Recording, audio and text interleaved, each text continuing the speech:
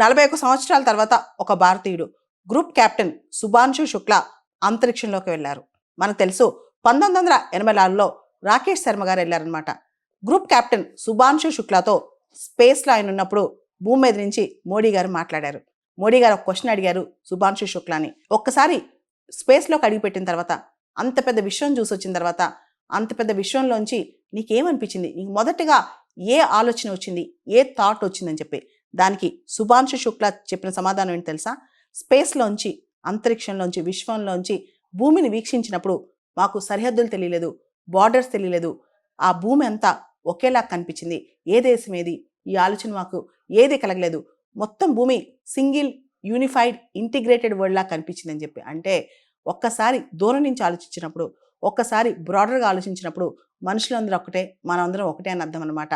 శుభాంశు అంటే ఆస్పీషియస్ అని చెప్పి మోడీ గారు శుభం పలికారు ఆయనతో.